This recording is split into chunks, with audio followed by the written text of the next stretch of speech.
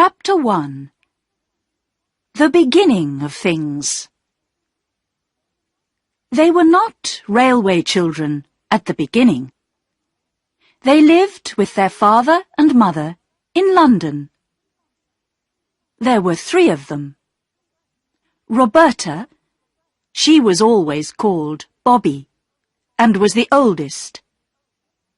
Next came Peter, who wanted to be an engineer when he grew up. And the youngest was Phyllis, who was always trying to be good. Mother was almost always at home, ready to play with the children or to read to them. And she wrote stories, then read them to the children after tea. These 3 lucky children had everything that they needed: pretty clothes, a warm house, and lots of toys. They also had a wonderful father, who was never angry and always ready to play a game.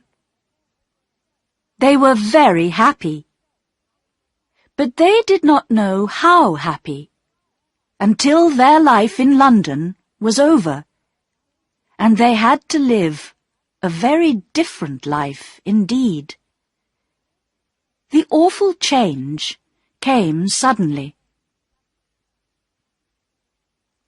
It was Peter's birthday, and he was 10 years old.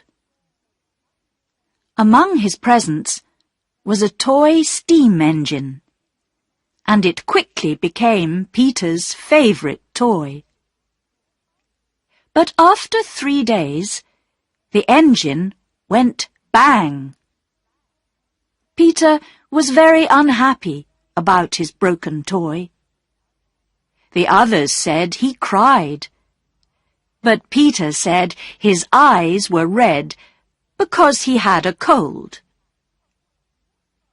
When Father came home that day, Peter told him the sad story about his engine, and Father looked at it very carefully.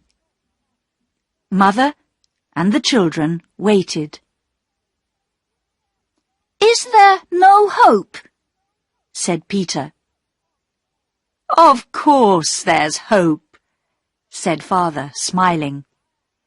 "I'll mend it on Saturday, and you can all help me."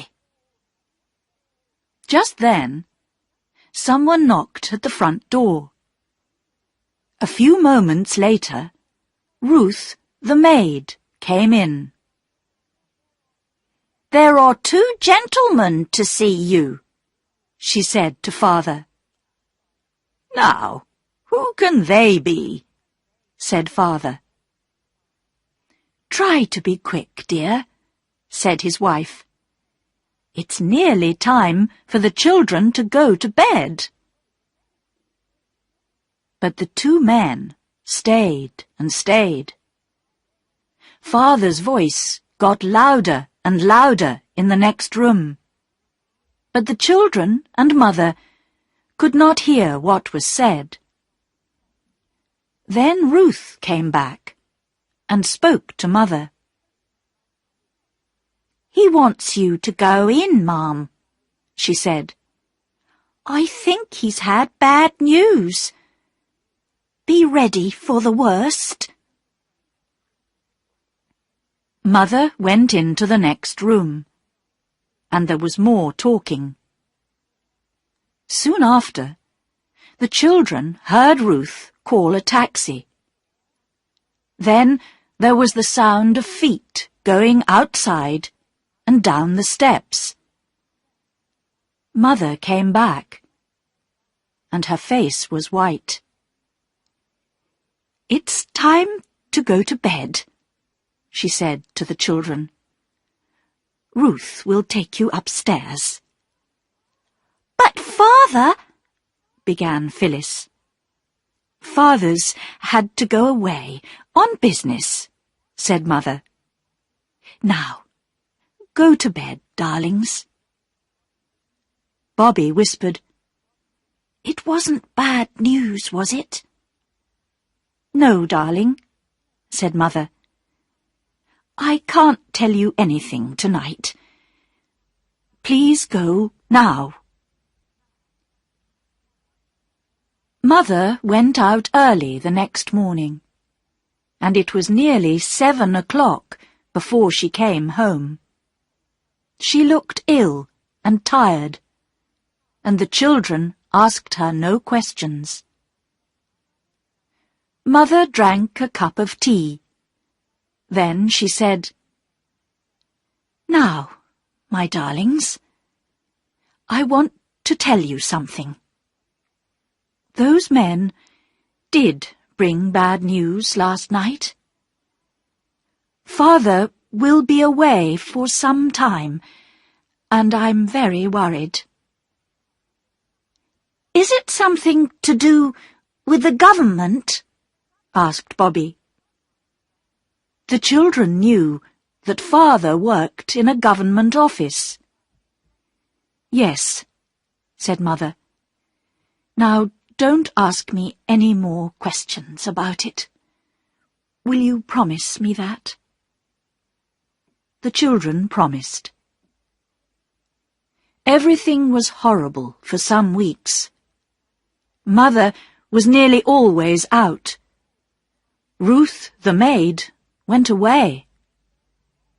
Then Mother went to bed for 2 days, and the children wondered if the world was coming to an end. One morning, Mother came down to breakfast. Her face was very white, but she tried to smile. "We have to leave our house in London," she said. "We're going to live in the country, in a dear little white house near a railway line. I know you'll love it." A busy week followed, packing everything up in boxes. The children almost enjoyed the excitement. "We can't take everything," Mother told them. "Just the necessary things. We have to play being poor for a while." On their last night in the house, Peter had to sleep on the floor, which he enjoyed very much.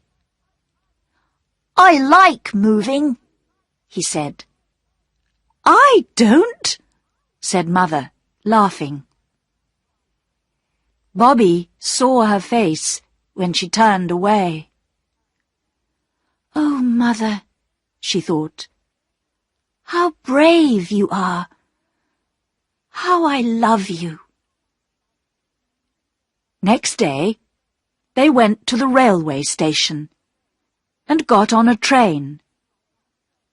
At first, they enjoyed looking out of the windows, but then they became sleepy. Later, Mother woke them. "Wake up, dears," she said. "We're there." There were no taxis, and a man with a cart took their boxes. The children and Mother walked behind the cart along a dark, dirty road, which seemed to go across the fields. After a while, a shape appeared in the darkness. "There's the house," said Mother. The cart went along by the garden wall and round to the back door.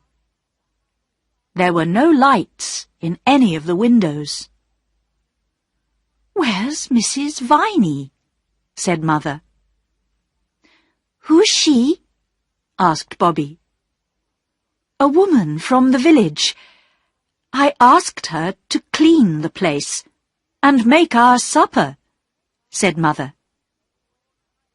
"Your train was late," said the man with the cart. "She's probably gone home." "But she has the key," said Mother. "It'll be under the doorstep," said the man. He went to look. "Yes, here it is." They went inside the dark house. There was a large kitchen with a stone floor. But there was no fire, and the room was cold.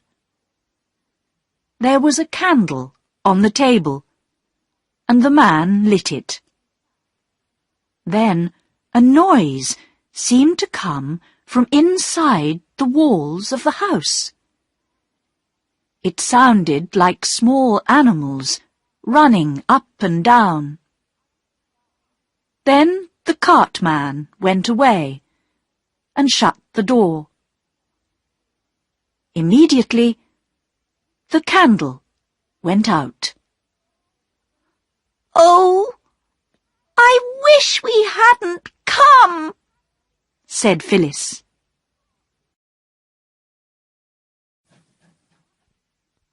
Chapter 2. Peter and the Coal. "You've often wanted something to happen," said Mother, lighting the candle again. "And now it has. This is an adventure, isn't it? I told Mrs. Viney to leave our supper ready. I suppose she's put it in the other room. Let's go and see." They looked in the other room, but found no supper. "What a horrible woman," said Mother. "She's taken the money, but got us nothing to eat at all." "Then we can't have any supper," said Phyllis unhappily. "Yes, we can," said Mother. "We can unpack one of the boxes. There's some food from the old house." They found candles in the box, and the girls lit them. Then Bobby fetched coal and wood, and lit a fire. It was a strange supper. Tomatoes, potato chips, dried fruit, and cake. And they drank water out of teacups. After supper, they put sheets and blankets on the beds. Then Mother went to her own room. Very early next morning, Bobby pulled Phyllis's hair to wake her. "Wake up," she said. "We're in the new house. Don't you remember?" They wanted to surprise their mother and get the breakfast ready. But first, they went to look outside.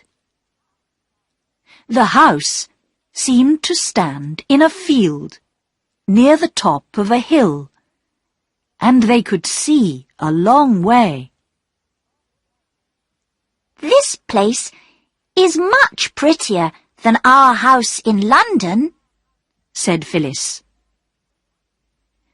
They saw the railway line at the bottom of the hill, and the big black opening of a tunnel. Further away, they could see a high bridge between the hills. But the station was too far away to see. "Let's go and look at the railway," said Peter. "Perhaps there are trains passing." "We can see them from here," said Bobby. So they sat down on a big, flat, comfortable stone in the grass. And when Mother came to look for them at 8 o'clock, they were asleep in the sun. "I've found another room," Mother told them. "The door is in the kitchen. Last night, we thought it was a cupboard." There was a table in the little square room, and on the table was their supper. "There's a letter from Mrs. Viney," explained Mother. "Her son broke his arm, and she went home early. She's coming again later this morning." "Cold meat and apple pie for breakfast?" laughed Peter. "How funny!" But their supper made a wonderful breakfast. All day they helped Mother to unpack and arrange everything in the rooms. It was late in the afternoon when she said, "That's enough work for today. I'll go and lie down for an hour before supper." The children looked at each other. "Where shall we go?" said Bobby, although she already knew the answer. "To the railway, of course!" cried Peter. At the bottom of the hill, there was a wooden fence, and there was the railway, with its shining lines, telegraph wires and posts, and signals. They all climbed onto the top of the fence. Suddenly, they heard a noise, which grew louder every second. They looked along the line towards the dark opening of the tunnel. The next moment, the railway lines began to shake, and a train came screaming out of the tunnel. "Oh!" said Bobby, when it had gone. "It was like a great wild animal going by." "It was very exciting," said Peter. "I wonder if it was going to London," said Bobby. "London is where Father is." "Let's go down to the station and find out," said Peter. They walked along the edge of the line, beneath the telegraph wires, to the station. They went up onto the platform and took a quick look into the porter's room. Inside, the porter was half asleep behind a newspaper. There were a great many railway lines at the station. On one side of the big station yard was a large heap of coal, which the steam trains used for their engines. There was a white line on the wall behind, near the top of the heap. Later, when the porter came out onto the platform, Peter asked about the white line. "It's to show how much coal there is in the heap," said the porter. "So we shall know if anybody steals some." The porter was smiling, and Peter thought he was a nice, friendly person. And so the days passed. The children did not go to school now, and Mother spent every day in her room, writing stories. Sometimes she managed to sell a story to a magazine, and then there were cakes for tea. The children did not forget their father, but they did not talk about him much, because they knew that Mother was unhappy. Several times she had told them that they were poor now. But it was difficult to believe this, because there was always enough to eat, and they wore the same nice clothes. But then there were 3 wet days, when the rain came down, and it was very cold. "Can we light a fire?" asked Bobby. "We can't have fires in June," said Mother. "Coal is very expensive." After tea, Peter told his sisters, "I have an idea. I'll tell you about it later, when I know if it's a good one." And 2 nights later, Peter said to the girls, "Come and help me." On the hill, just above the station, there were some big stones in the grass. Between the stones, the girls saw a small heap of coal. "I found it," said Peter. "Help me carry it up to the house." After 3 journeys up the hill, the coal was added to the heap by the back door of the house. The children told nobody. A week later, Mrs. Viney looked at the heap by the back door and said, "There's more coal here than I thought there was." The children laughed silently and said nothing. But then came the awful night when the station master was waiting for Peter in the station yard. He watched Peter climb onto the large heap of coal by the wall and start to fill a bag. "Now I've caught you, you young thief!" shouted the station master, and he took hold of Peter's coat. "I'm not a thief," said Peter.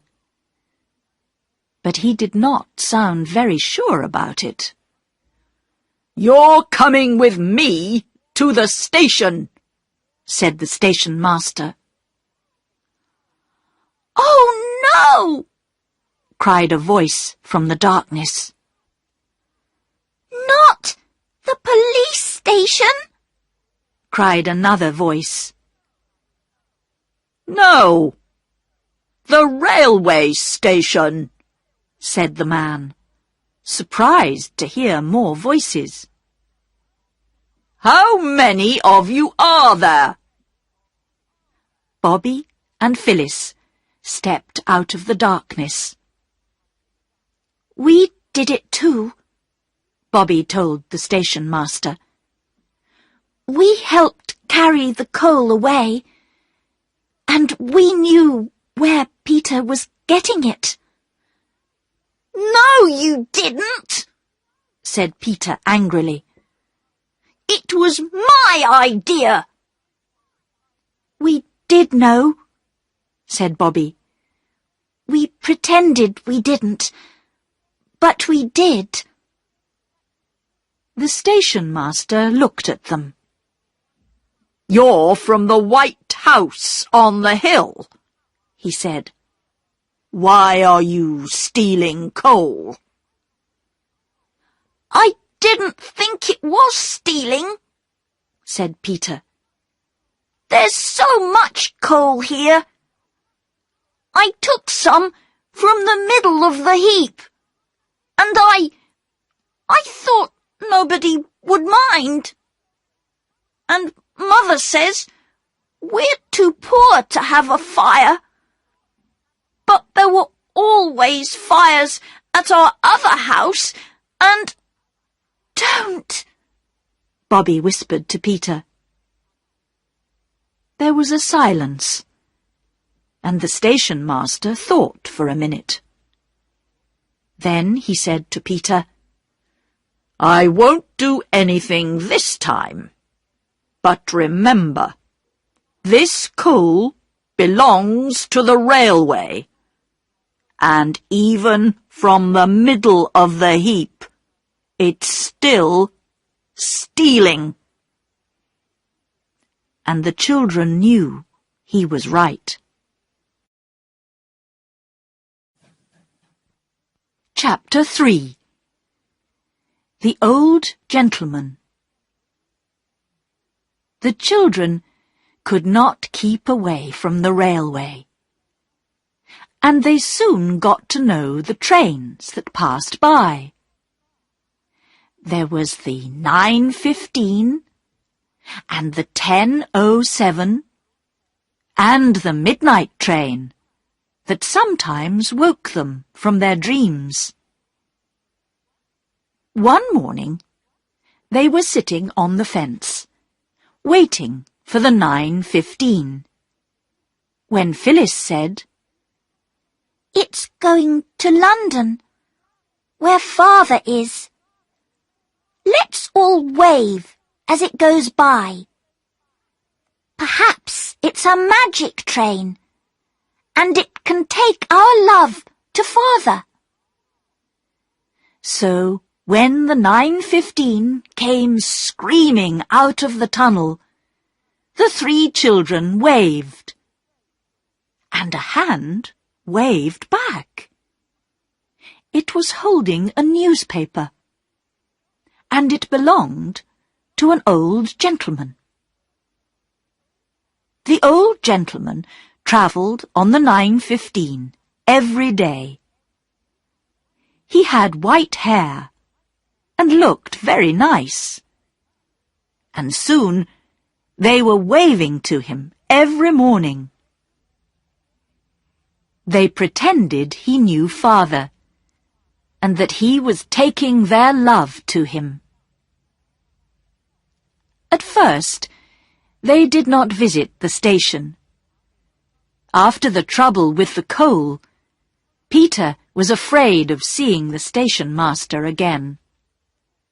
But then he did see him, on the road to the village one day. "Good morning," said the station master in a friendly way. Good morning," said Peter. "I haven't seen you at the station recently," said the station master. "After the trouble with the coal," began Peter. "That's over and forgotten now," said the station master. "You come to the station when you like." "Oh, thank you," said Peter. And the three children went the very same day. They spent a happy 2 hours with the porter, a nice, friendly man called Perks, who answered all their questions about trains and railways. The next day, Mother stayed in bed because her head ached so badly.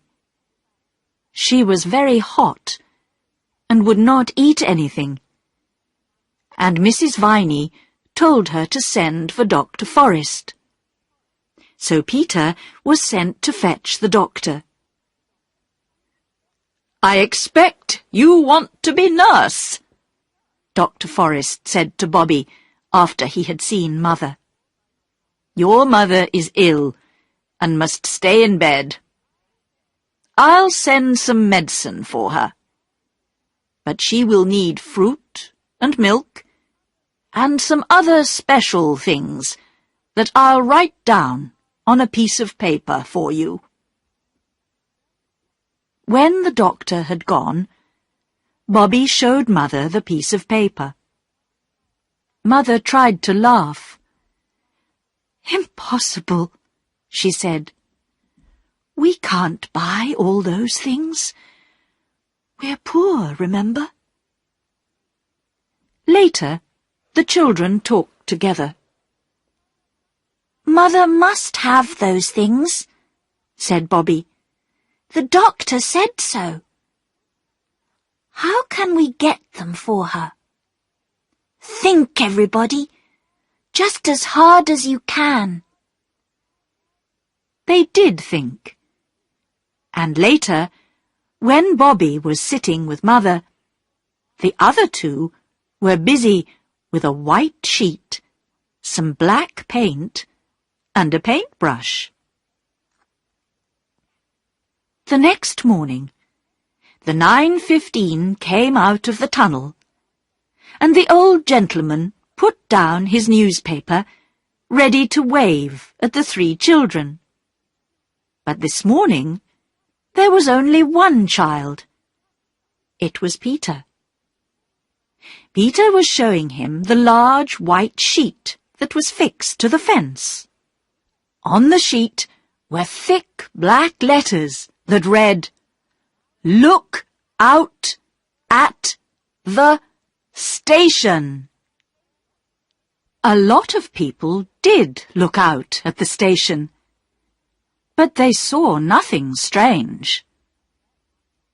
But as the train was getting ready to leave, the old gentleman saw Phyllis running towards him. "I thought I was going to miss you," she shouted, and pushed a letter into his hand through the window as the train moved away. The old gentleman sat back in his seat and opened the letter. This is what he read. "Dear Mr. We do not know your name. Mother is ill, and the doctor says we must give her these things at the end of the letter. But we haven't got enough money to get them. We do not know anybody here except you, because Father is away, and we do not know his address. Father will pay you, or if he has lost all his money, Peter will pay you when he is a man. We promise it. Please give the things to the station master, because we do not know which train you come back on. Tell him the things are for Peter, the boy who was sorry about the coal. Then he will understand. Bobby, Phyllis, Peter."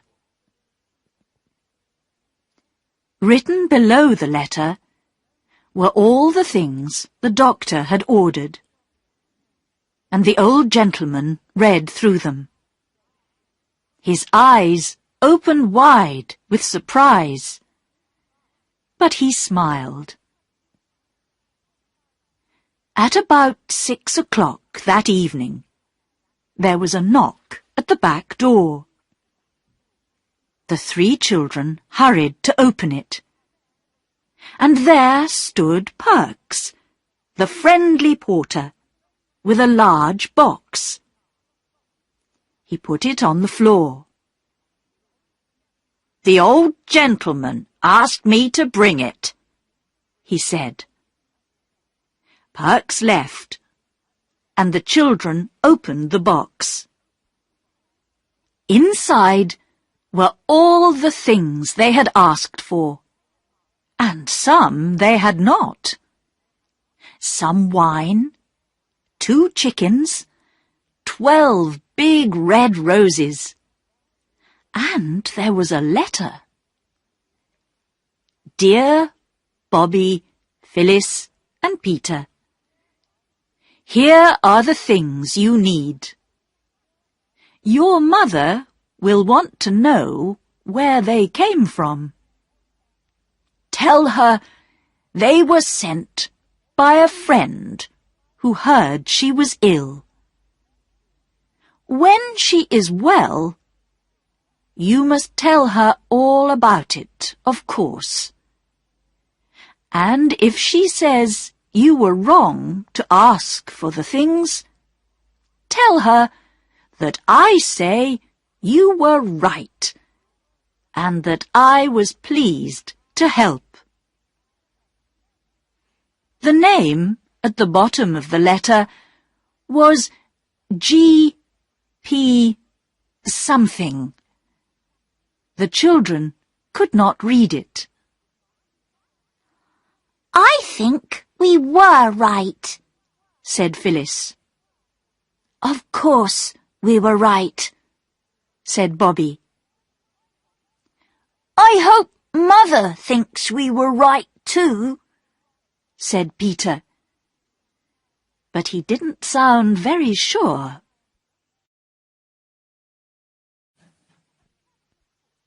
Chapter 4. Bobby's Ride. About 2 weeks later, the old gentleman saw another white sheet with black letters when he looked out of the train.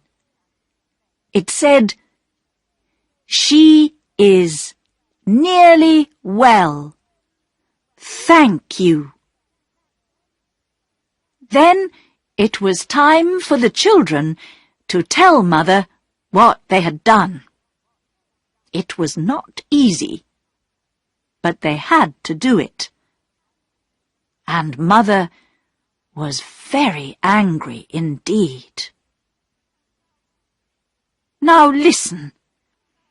It's true that we're poor, she told them. But you must not tell everyone. And you must never, never ask strangers to give you things. We didn't mean to be bad, Mother, cried Bobby. We're sorry, said Phyllis and Peter, crying too.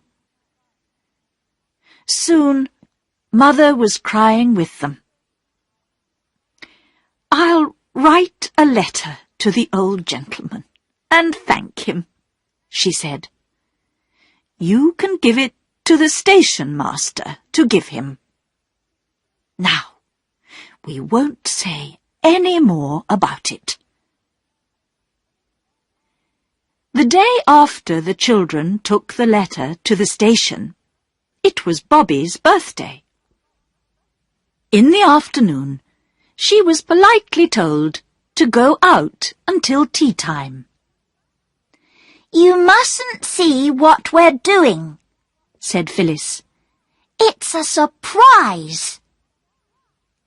Bobby went into the garden, and then she walked across the fields. When she came back, Phyllis and Peter met her at the back door. They were very clean and tidy, and Phyllis was wearing her prettiest dress. There was just enough time for Bobby to make herself tidy before they called her into the front room. Mother, Peter, and Phyllis were standing near the table, and there were 12 lighted candles on it, one for each of Bobby's years. The table was covered with beautiful flowers from the fields and garden, and there were some interesting little boxes too. Happy birthday, Bobby! They shouted happily. Open your presents! They were very nice presents. There was a pretty handkerchief with flowers on it from Phyllis. A lovely little silver brooch of Mother's, shaped like a rose, which Bobby had loved for years. There were 2 blue glass vases from Mrs. Viney, and there were 3 birthday cards with pretty pictures. "This is my present," said Peter, putting his toy steam engine on the table. It was full of sweets. Bobby looked surprised, because just for a moment she thought Peter was giving her the engine. "Not the engine," he said quickly. "Only the sweets." But he had seen the look on her face. "I mean, not all the engine. You can have half, if you like," he said bravely. "Thank you, Peter," said Bobby. "It's a wonderful present." And she thought, it was very kind of Peter to give me half of his engine. Well, I'll have the broken half, and I'll get it mended. It was a lovely birthday. But later that night, Bobby came silently down the stairs to get her presents. She saw her mother sitting at the table, with a pen and some writing paper in front of her. "She's writing to Father," thought Bobby. But at that moment, Mother wasn't writing. Her head was on her arms, and her arms lay on the table.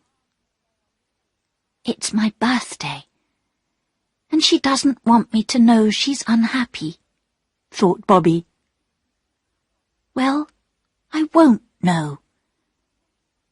I won't know." And she went quietly back to her room. But it was a sad end to the birthday. The next day, Bobby put Peter's engine in a box and took it down to the railway. She did not go to the station, but she went along the line to the place where the engines stopped. When the next train came in, Bobby went across the line and stood beside the engine. She had never been close to one before, and it was very big. The driver and the fireman did not see her.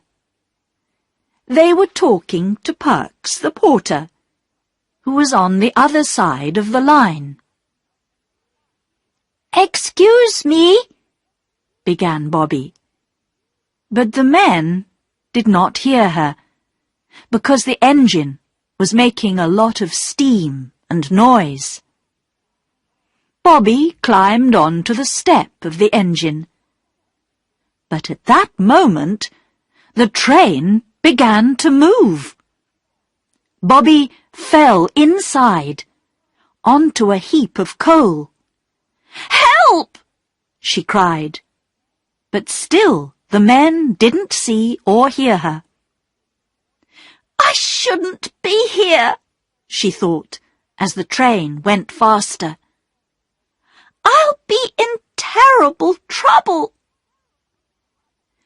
She put out a hand and touched the nearest arm, and the driver turned round quickly.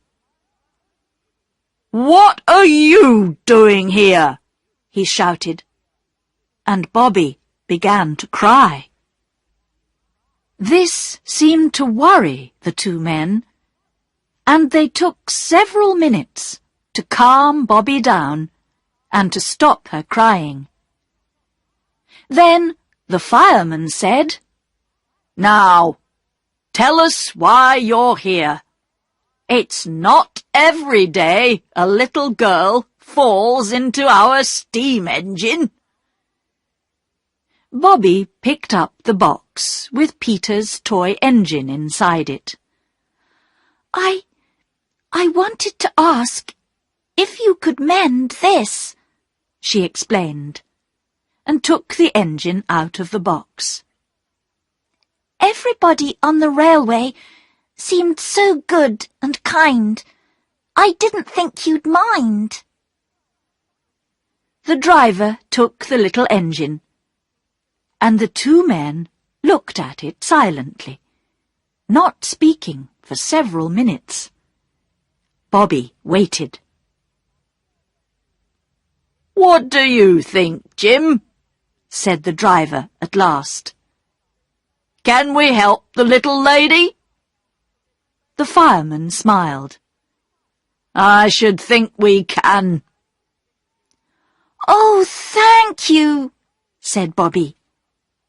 "But now we must make sure that you get home safely," said the driver. Bobby stayed on the train until it reached Stackpool Junction. She asked the two men all about driving a steam train, and they showed her the automatic brake and the little clock faces that told them how much steam the engine was making. It was all very interesting. At Stackpool Junction, the two railwaymen put her on another train and sent her home. Bobby was back in time for tea. "Where have you been?" asked the others. "To the station, of course," said Bobby. But she would not say another word. It was some weeks before Bobby took her brother and sister to meet the friendly engine driver and fireman. The two children were very surprised, and Peter was very excited when he saw his engine now as good as new again. And only then, as the three children walked home again, did Bobby tell the others about her adventures on the engine of the steam train.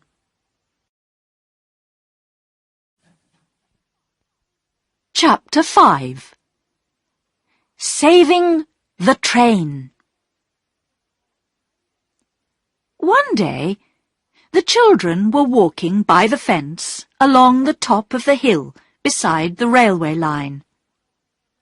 The line here ran through a deep little valley, and the hillside on both sides of the line was very rocky. But among the rocks, grass and flowers grew, and many small trees. Phyllis stood by the fence and looked down to the lines at the bottom. "It's like looking down the side of a mountain," she said. Suddenly, they heard a noise. It was soft, but very clear, and slowly began to get louder. "Look at the tree over there!" cried Peter. The girls looked and saw a tree moving slowly downwards on the opposite side of the railway line. "It's magic," said Phyllis. "I knew the railway was magic. Look, some other trees are moving too." They watched as the trees moved on and on, grass and stones moving with them. Then a big rock began to move as well, and suddenly half the hillside was moving. A second or two later, everything came crashing down in a big heap on the railway line below. "It's right across the line," said Phyllis, feeling a little frightened now. Yes, said Peter slowly. And the 11:29 hasn't gone by yet. We must let them know at the station, or there will be an awful accident. There isn't time, said Bobby. It's past 11 now. They thought for a moment. We need something red. Then we could go down on the line and wave it, said Peter. Everyone knows that red means danger, and the train would stop. Our petticoats, said Phyllis. They're red. Let's take them off. The girls did this. Then the three of them ran along the line to a corner. When they were round the corner, it was impossible to see the heap of trees and rocks. We'll need some sticks as well, said Peter, taking one of the petticoats. Now! He took a knife from his pocket. You're not going to cut them, are you? Said Phyllis. Yes, cut them, said Bobby. If we can't stop the train, there will be a real accident, and people will be killed. They cut the petticoats into 6 pieces and put them onto sticks. Now they had 6 red flags. Next, they pushed 2 of the flags into heaps of stones between the lines. Then Bobby and Phyllis each took one, and Peter took the other 2. They stood ready to wave them immediately the train appeared. It seemed a long time before the railway lines began to shake, and they heard the train coming. Wave your flags, ordered Peter. But don't stand on the line, Bobby. The train came very, very fast. The lines began to shake, and the 2 flags that were pushed into the heaps of stones soon fell over. But Bobby ran across and picked up one of them. The train's not going to stop, she shouted. They won't see us. It's no good.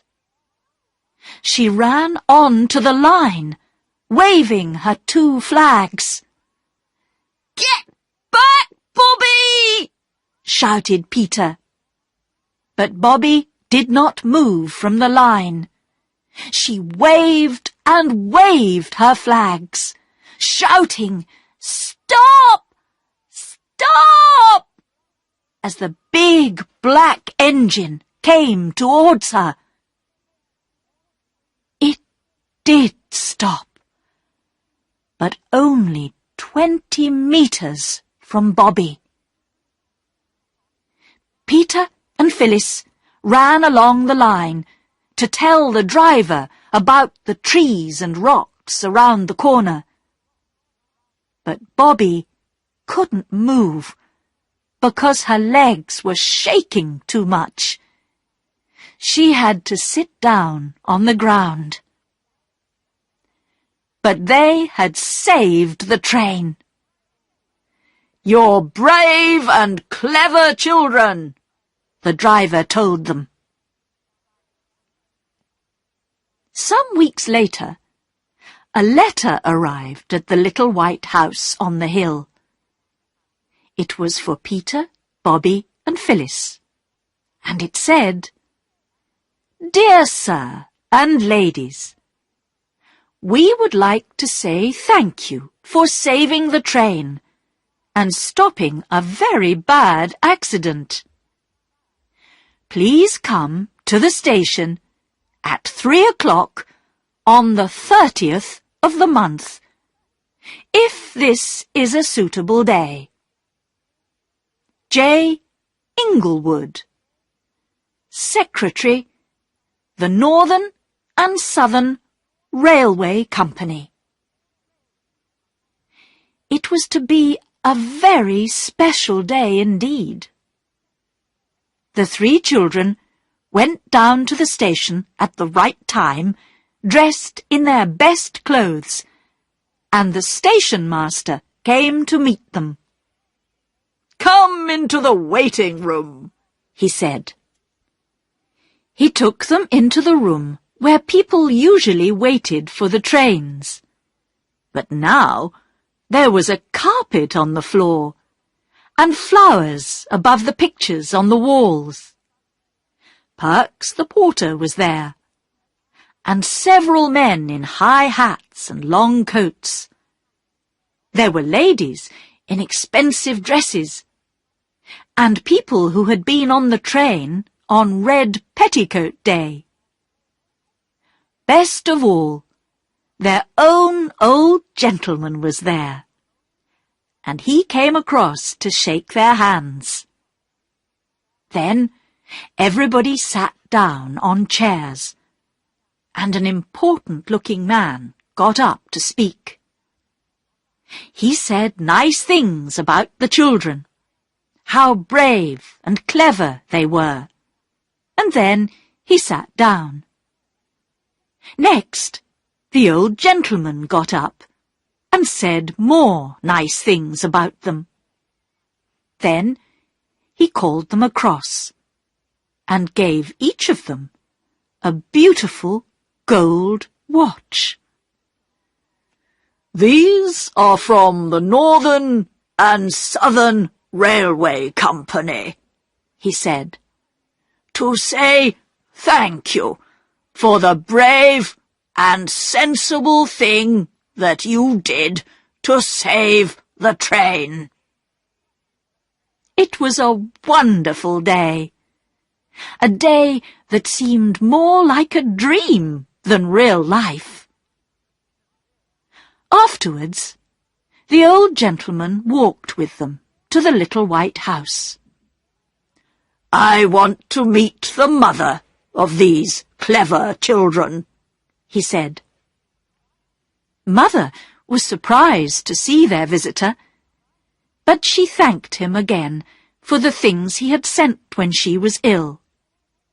Then they talked about Red Petticoat Day, and the children showed Mother their watches and told her about the people at the station.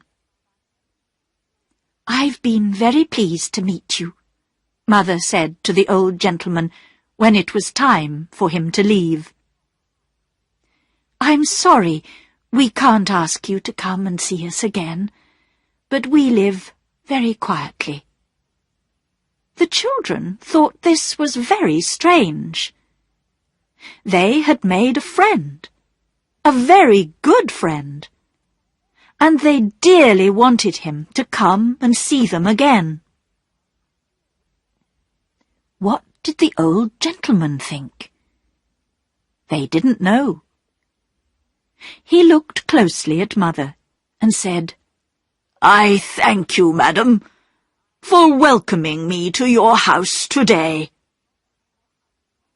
But Bobby was watching her mother's face as the old gentleman walked away.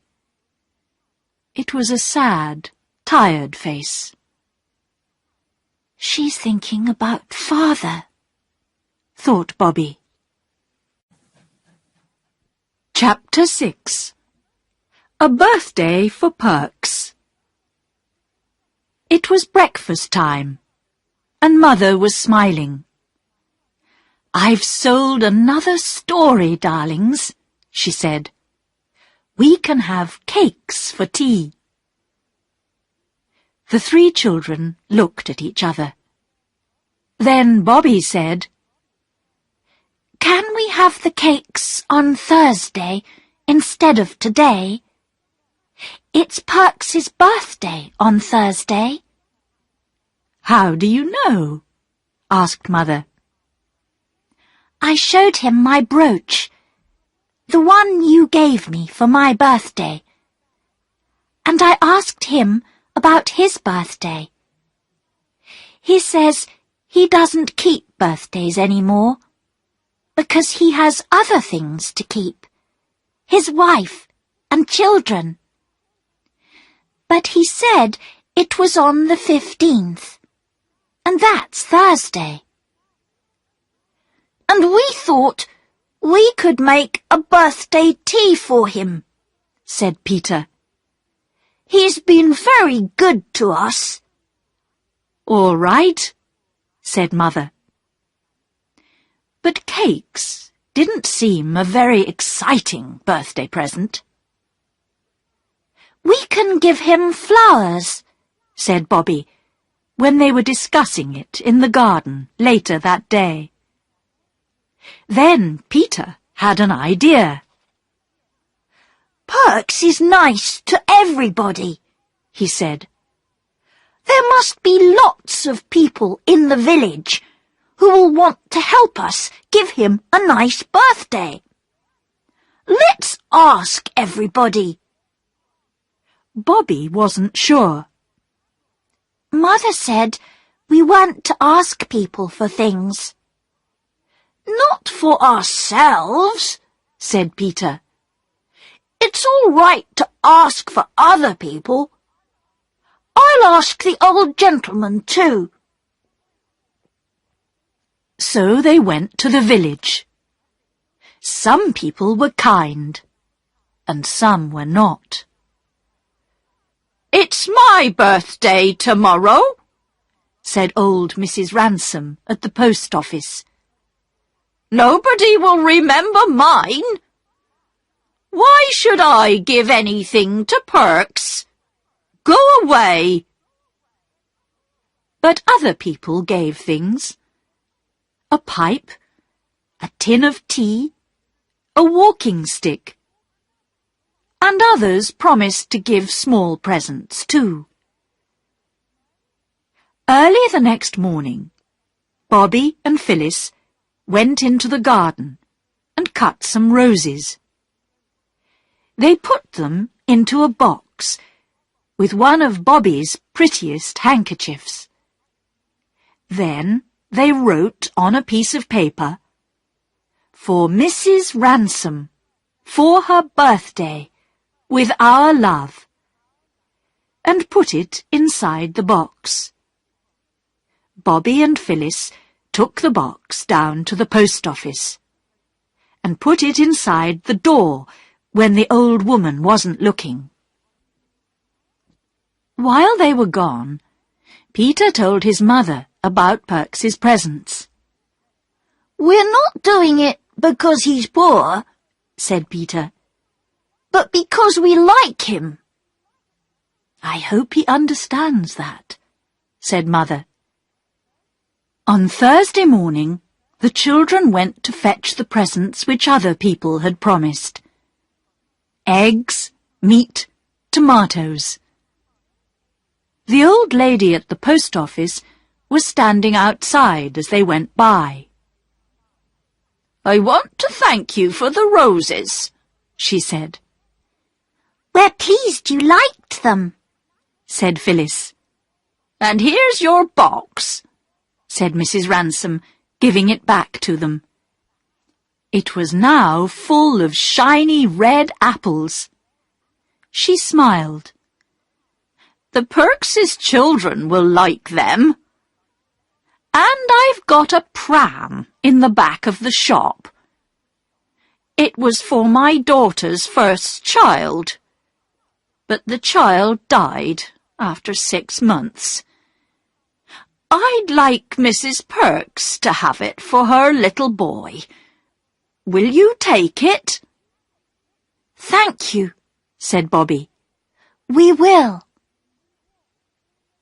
The children put all the presents in the pram, and at 3 o'clock they pushed it to the Perkses' little yellow house. Mrs. Perks and her young children were surprised to see them.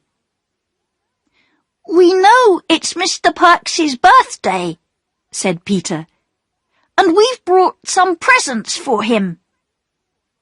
The woman's eyes got bigger and bigger with surprise as each thing was taken from the pram.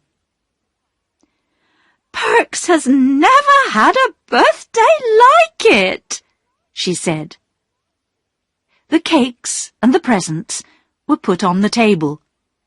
Then the children hid in the other room when they heard Perks coming home from work. They wanted to surprise him by jumping out and saying "Happy Birthday" after he'd seen the presents. "What's all this?" they heard him say. "What's that pram doing here?" His wife explained, but too quietly for the children to hear. But they heard Perks shout, "I'm not having any of it! We've managed all these years, asking people for nothing, and I'm not going to start taking things now. We may be poor, but we don't need charity." Bobby ran into the other room. "We thought you'd be pleased," she cried. "We didn't mean to do anything wrong," said Peter, following her. I'll never be kind to anyone again," said Phyllis, starting to cry. "Don't you understand?" said Perks. "People in the village will laugh at me. Poor Perks, he can't take care of his own family. We have to give him things. That's what they'll be saying now." "No," cried Bobby. "It's not charity. People were happy to give you birthday presents. The man at the village shop said, 'I'm pleased to give something to Mr. Perks. He always pays his bills.' And the woman at the post office wanted you to have the pram. It was for her granddaughter, but the little girl died." "I'm not sending the pram back, Bert," said Mrs. Perks when she heard this, "so don't ask me to." I won't," said Perks quietly. "And other people said you were kind and polite and hard-working," said Bobby. "They wanted to give you a birthday present. The old gentleman gave Peter £1 for you. He said you were a man who was good at his work. We thought you would like—" "Stop," Perks said suddenly. "I take back every word I said.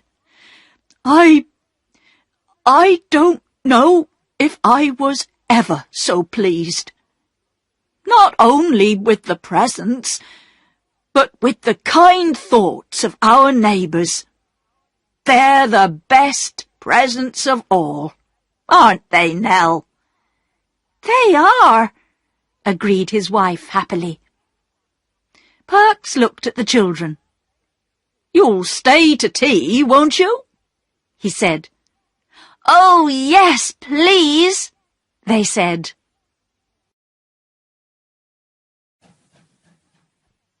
Chapter 7. The Terrible Secret. When the children first went to live at the White House, they talked about Father a lot, and were always asking questions about him. But as time passed, their questions seemed to make Mother unhappy, so they stopped asking them. But they never forgot him. Bobby thought about Father often. She knew her mother was unhappy, and she worried a lot about that. And why was Father away for so long? Was there something that Mother wasn't telling them? The answer came on the day she went to the station to fetch the magazines. They were old magazines, which people left on trains or in the waiting room. Perks said the children could have them to read. And one day Bobby went to fetch them. "I'll just put some newspaper round them to keep them together," said Perks, and he took an old newspaper from the heap. The magazines were heavy, and Bobby stopped to rest on the way home.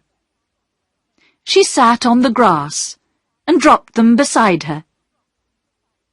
As she did this, she looked at the newspaper and read some of the words on the page. And it was like a terrible dream. She never remembered how she got home, but she went to her room and locked the door. Then she took the newspaper off the magazines and looked at it again. The words seemed to jump at her. 5 years in prison for spy. And the name of the spy was the name of her father. Bobby was very quiet at tea time. "Is anything wrong?" Mother asked her. "I'm all right," said Bobby. But after tea, Mother went up to Bobby's room. "What's the matter?" she wanted to know. For an answer, Bobby took the newspaper from under her bed and showed it to her mother. "Oh, Bobby!" cried Mother. "You don't believe it, do you? You don't believe Daddy is a spy?" "No," said Bobby. "He's good and honest, and he's done nothing wrong," said Mother. "We have to remember that." "What happened?" asked Bobby. "You remember the 2 men who came to see Daddy at the old house, don't you?" said Mother. "They said he was a spy, and that he'd sold government secrets to another country. There were some letters in Daddy's desk at his office. When the police saw them, they were sure Daddy was a spy." "But how did the letters get into his desk?" asked Bobby. "Somebody put them there," said Mother. "And that person is the real spy." "Who?" said Bobby. "Who put the letters there?" "I don't know," said Mother. "But the man who got Daddy's job never liked him, and he always wanted Daddy's job." "Is he an honest man?" asked Bobby. "Daddy was never really sure," said Mother. "Can't we explain all this to someone?" said Bobby. "I've tried, but nobody will listen," said Mother sadly. "I've tried everything. There's nothing we can do, except be brave and patient. Now, we won't talk of this any more, my darling. Try not to think of it. It's easier for me if you can be happy and enjoy things." But Bobby did think about it. She did not talk to Peter or Phyllis, but she wrote a letter to the old gentleman.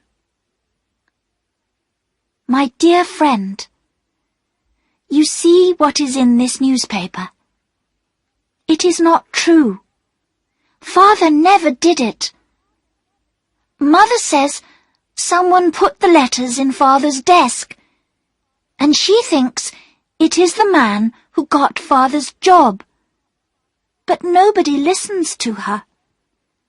You are good and clever. Can you find out the name of the real spy? It is not Father. Peter and Phyllis don't know he is in prison. Can you help me? Oh, do help me. With love, from your friend, Bobby. She put the page of the newspaper with her letter and took it to the station. Bobby asked the station master to give it to the old gentleman the next morning.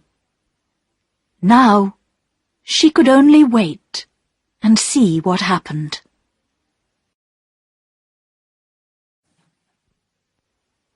Chapter 8. The Boy in the Red Shirt. The boys from the school in Maidbridge are having a paper chase today, said Bobby the next morning. Parks thinks they'll go along beside the railway line. We could go and watch. There were men working on the railway line, and the children began by watching them. They almost forgot the paper chase, and were surprised when a voice said, "Let me pass, please." It was the first boy from the school. He's the hare, explained Bobby. All the other boys are the hounds, and they have to chase after him. There was a bag under the hare's arm. It was full of pieces of paper, which he dropped behind him for the other boys to follow. They watched as he ran into the black mouth of the tunnel. The workmen watched him too. "He shouldn't go in there," said one. "It's only a game," said another. "Passengers shouldn't cross the line." "He's not a passenger." Then came the hounds, following the pieces of white paper. They came down the steps at the side of the tunnel and disappeared into the darkness.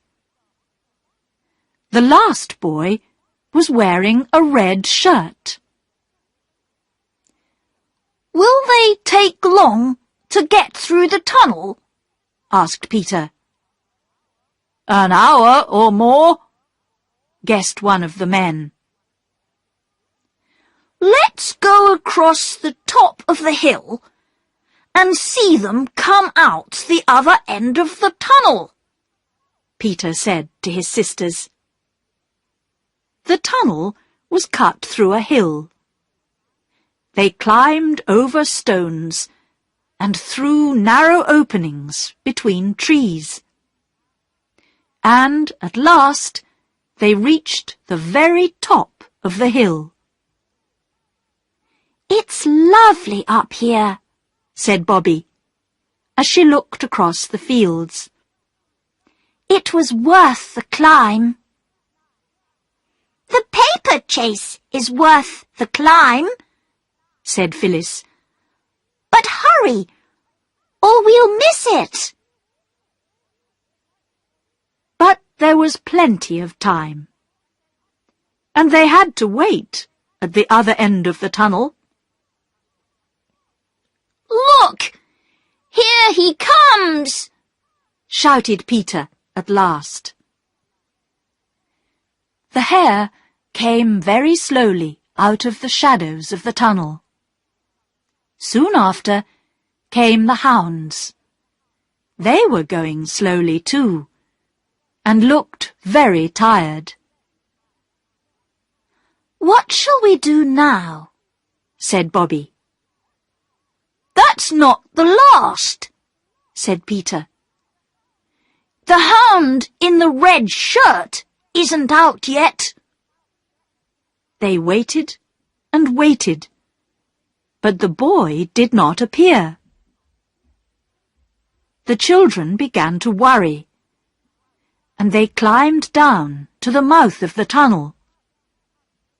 But they couldn't see a boy in a red shirt. "Perhaps he's had an accident," said Peter. "Let's go and look." The tunnel was dark after the sunshine outside, and they walked beside the line. "If a train comes, stand flat against the wall," said Peter. His voice sounded very different inside the tunnel walls. "I don't like it," said Phyllis. There was a low noise on the railway line. "What's that?" said Peter. "It's a train," said Bobby. "Let me go back!" cried Phyllis. "It's quite safe," said Bobby. "Stand back." The train came towards them, and the noise got louder and louder. Then it was screaming past, and they could feel the hot air and smell the smoke. They pushed themselves flat against the tunnel wall. "Oh!" said the children after it was gone. Peter took the end of a candle from his pocket, and his hand was shaking when he lit it with a match. "Come on," he said, and the three of them went deeper into the darkness of the tunnel. The boy in the red shirt was on the ground beside the line. His eyes were closed, and he did not move when they reached him. Is he dead?" asked Phyllis. "Dead? No," said Peter. And slowly the boy opened his eyes. I think I've broken my leg," he said. "How did you get here?" "We saw you all go into the tunnel, and then we went across the hill to see you all come out," explained Peter. "The others came out, but you didn't. So we came to look for you." "You're very brave," said the boy. "Can you walk if we help you?" said Bobby. "I can try," said the boy. He did try, but he could only stand on one foot. "Oh, I must sit down. The pain is awful." He sat down again and closed his eyes. The others looked at each other. "You must go and get help," said Bobby quickly. "I'll stay with him. You take the longest bit of candle, but be quick." Peter looked worried. "Let me stay, and you and Phyllis go." "No," said Bobby. "You two go, and lend me your knife. I'll try and cut his boot off before he wakes up again. Just be quick." Bobby watched their figures disappear, then put her little candle beside the boy's foot. She used Peter's knife to cut off the boot. Then she looked at the broken leg. "It needs something soft under it, she thought, and then remembered her petticoat. She took it off and carefully put it under the boy's leg. He woke up a few minutes later. "What's your name?" asked Bobby. "Jim," he said. "Mine is Bobby," she said. "Peter and Phyllis have gone to get some help." "Why didn't you go with them?" he said. "Someone had to stay with you," said Bobby. "I must put out the candle, or it will burn itself out." "Are you afraid of the dark, Bobby?" asked Jim, when they were sitting in the darkness. Not very afraid," said Bobby. "But—" "Let's hold hands," said Jim. He put his large hand over her small one. Then they sat and waited. Peter and Phyllis went to a farm to get help. When the two children got back to the tunnel with the men from the farm, they found Bobby and Jim asleep. The men carried Jim on a piece of flat wood. "Where does he live?" asked one of them. "In Northumberland," answered Bobby. "He told me while we were waiting." "I'm at a school in Maidbridge," said Jim. "I suppose I must get back there." "A doctor ought to see you first," said the man. "Bring him to our house," said Bobby. "It's not far along the road. I'm sure Mother will say it's all right." Mother did say it was all right, although she was a little surprised at first. Then Bobby explained. "I'm sorry to be so much trouble," Jim said to Mother as the men carried him in. His face was white with pain. "Don't worry, you poor dear," said Mother. "You must go to bed, and I'll send for Dr. Forrest." Mother also sent a message to Jim's school to tell them what had happened. "My grandfather lives near here," said Jim. "Then I'll write and tell him too," said Mother. "I'm sure he'll want to know. What's his name?" After breakfast the next day, someone knocked at the front door. "That will be the doctor again," said Mother. She went out of the kitchen and closed the door. But it wasn't the doctor. The children listened as Mother and the visitor went upstairs. They heard them talking and were sure that they knew the voice of the visitor. But who was it? After a while, the bedroom door opened, and they heard Mother and the visitor come down and go into the front room of the house.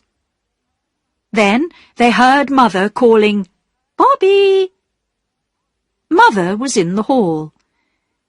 "Jim's grandfather has come," she said. "He wants to see you all." They followed Mother into the other room.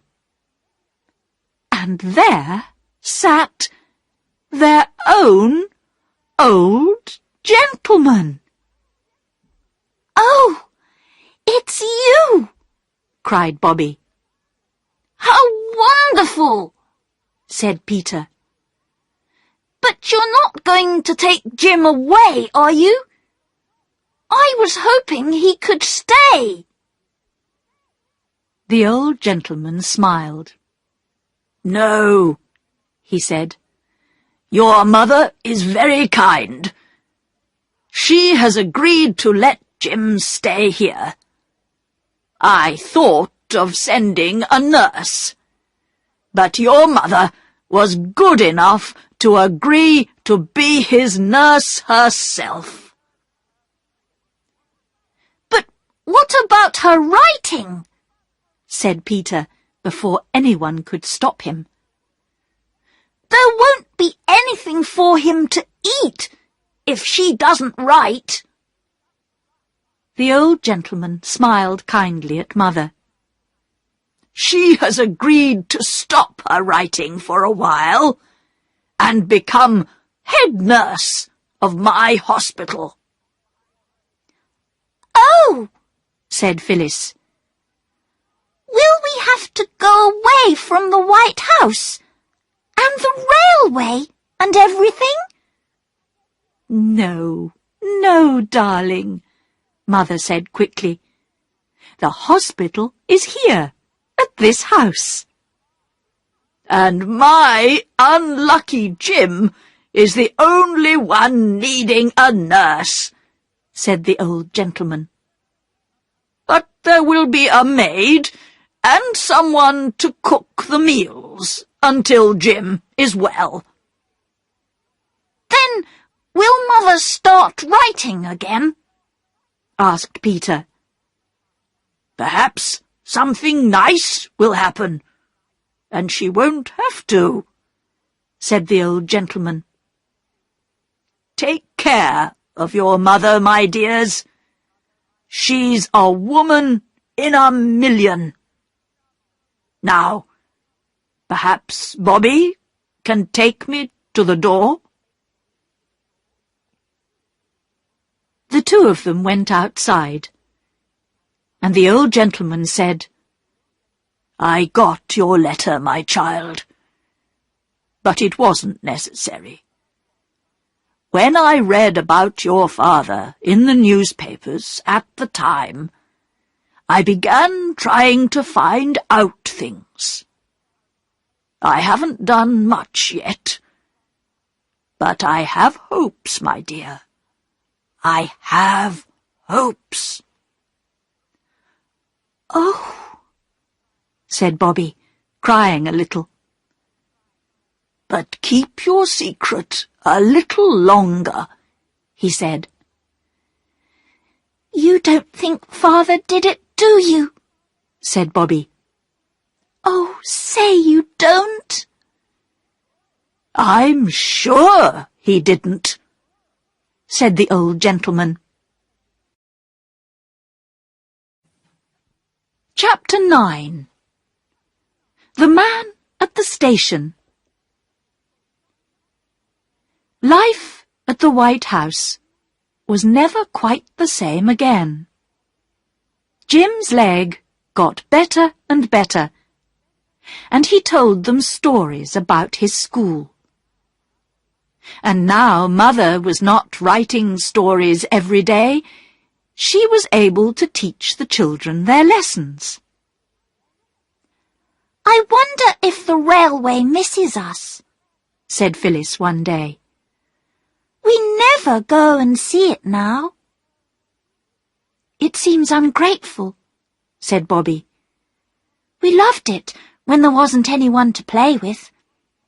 And we've stopped waving to the 9:15 and sending our love to Father by it." "Let's begin again," said Phyllis. So the next morning, they ran down to the fence and watched the 9:15 come out of the tunnel.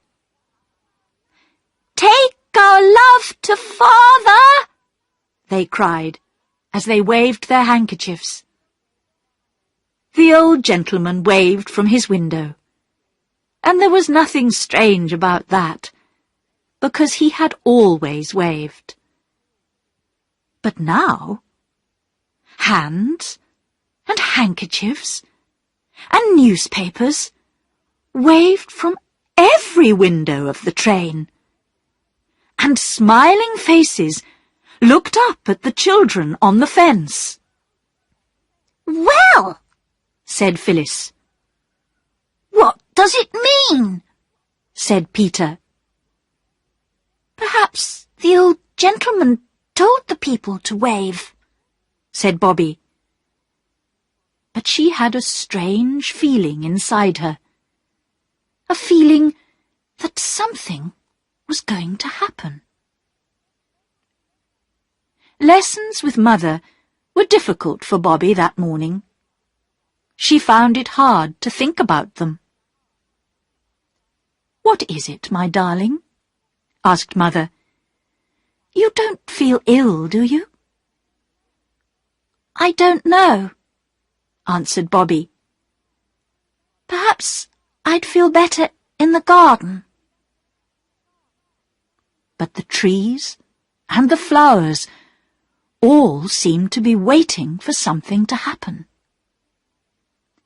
It was one of those quiet September days when everything does seem to be waiting. "I'll go down to the station and talk to Perks," she thought. Everyone seemed to have a newspaper in their hand that morning. Several people waved theirs at Bobby and smiled as she went by. People who never usually waved or smiled at her. "How strange," she thought. Perks wasn't anywhere on the platform, and Bobby had only the station cat to talk to. "How kind and friendly everybody is today," she said to the cat. Perks appeared when it was time for the 11:54 to arrive.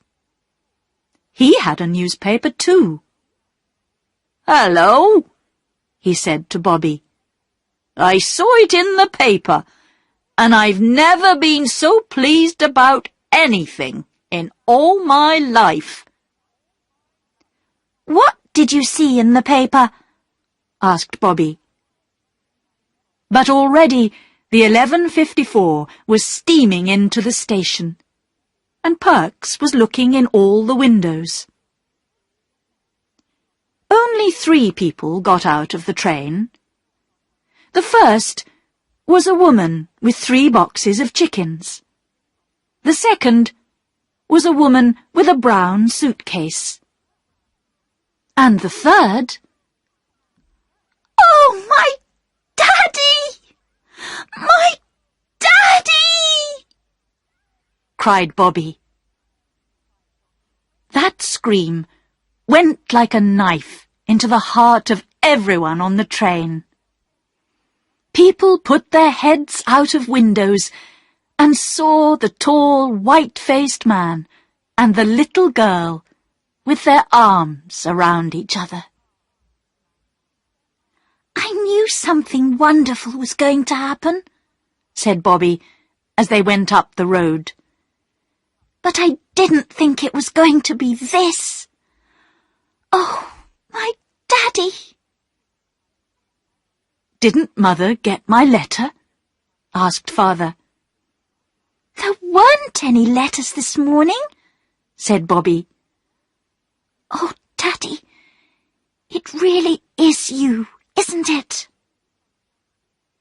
He held her hand and said, "You must go in by yourself and tell Mother very quietly that it's all right.